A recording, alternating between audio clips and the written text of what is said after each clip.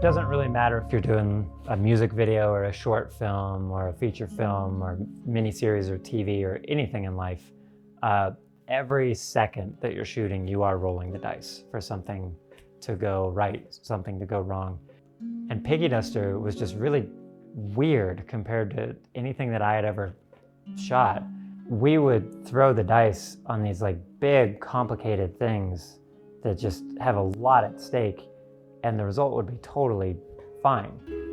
And then we'd throw the dice on things that aren't even risky, and it would just come up bad. Okay, Jesse, I'm ready for you to approve a frame if you're ready. You could probably see the steam coming off of my head in the rain there, and I was so angry. We're out here having a darn good time. The pond location was interesting because that was one day that is the very, very beginning of the movie and the very, very end. Don't overexert yourself. And so Julia, Brian, Juliet haven't, met their characters yet, nor each other. It's kind of a very, very difficult task for a 6-year-old, a 16-year-old, and a very seasoned theater actor, but that's still where am I starting and where am I going to end up, and just commit to it right off the bat. And to be totally fair, from a performance standpoint, that day went off without a hitch. And then we got up to the Mountain Valley location, and I think we had all prepped for that so much that there were things that you wouldn't expect to be a big deal that became a big deal.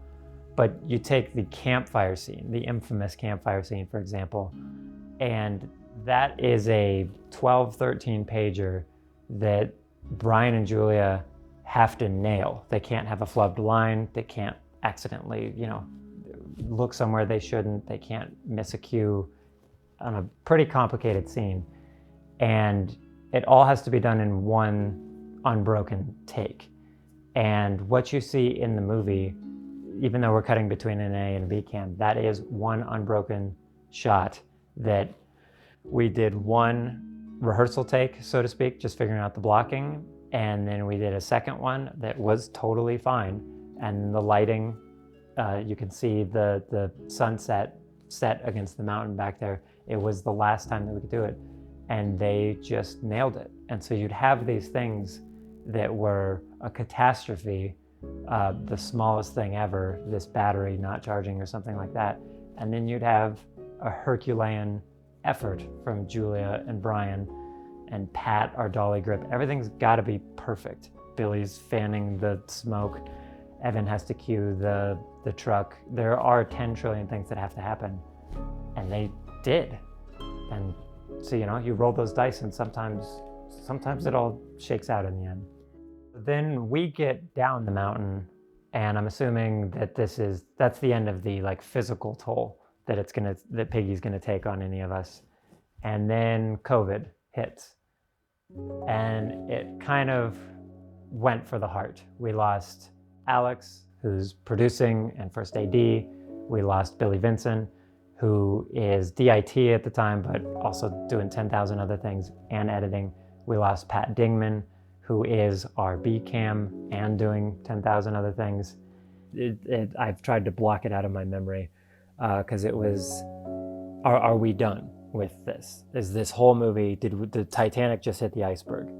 And I mean, I'm as optimistic as they come, and as the director, you're supposed to represent the forward momentum and morale of the movie. But the truth of the matter is basically if any one other person gets COVID, we would have been dead. So Evan becomes, first AD, and we go shoot young Keith running and then some of the memories. And it was difficult and it was dicey because you engineer a whole production to have a 2-camera shoot, and then you're down a camera.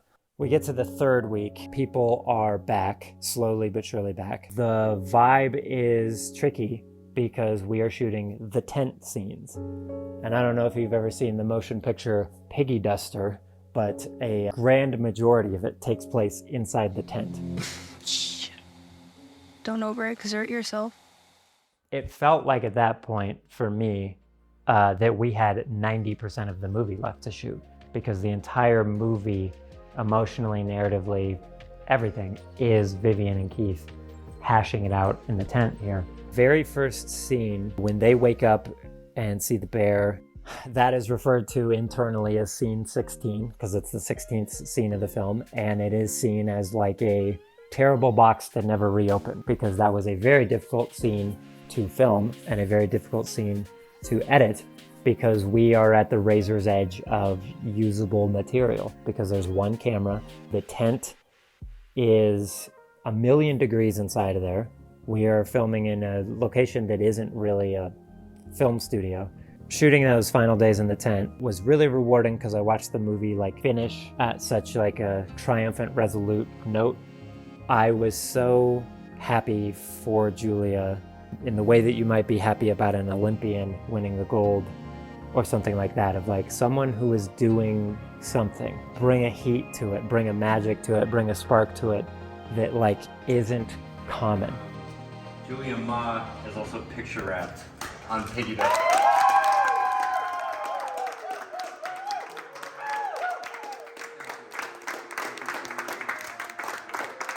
I was so happy, and I really, really needed that at the end there.